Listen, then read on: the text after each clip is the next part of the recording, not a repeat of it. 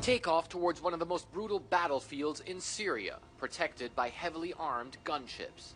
The Russian army is taking us to the former ISIS stronghold Deir ez-Zor. Even though the Syrian and Russian armies have managed to push ISIS back, there still are a lot of ISIS fighters here in this area. That's why taking the helicopter is the safest way to get to Deir ez-Zor. After landing in this dusty desert town close to the Iraqi border, the Russian army takes us to the city center. ISIS ruled most of Deir ez-Zor for more than 3 years and besieged government-held parts of the town. Now, commerce is returning here. No, Russia is a friend, a very, very good friend. We like Russia. We respect and appreciate them. What Russia did for us is so great. Their efforts are too great to describe.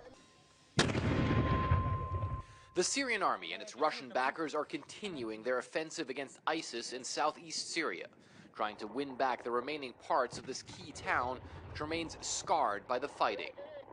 This area here used to be right on the front line between Syrian government forces and ISIS. And the entire area that you see behind me here, all of these sand berms, just a few days ago, those were ISIS fighting positions. The Russian military says it believes a victory in Deir ez-Zor would put them close to ousting ISIS from all of southeastern Syria. Our forces have already pushed ISIS about 5 to 6 kilometers away from the city on the left side of the Euphrates. But the most important thing is the blockade on the city has been lifted and the people are receiving humanitarian aid. But gains are quickly reversed in the eastern Syrian desert, and Russia warns while the forces they support have been moving forward fast, tough battles still lie ahead. Fred Pleiken, CNN, Deir ez-Zor, Syria.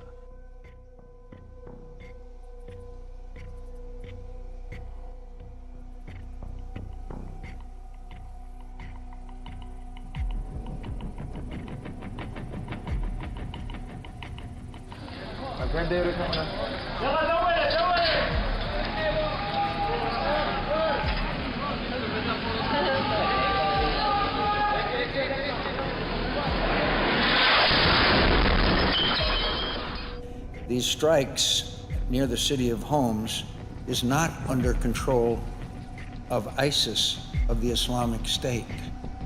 So already we are seeing the true intentions of Vladimir Putin, which is to maintain a strong position in Syria, his foothold in the Middle East, and his propping up of Bashar Assad.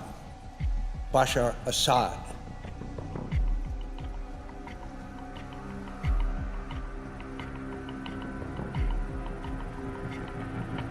We need to make the Iranians pay a price in Syria. We need to make the Russians pay a price.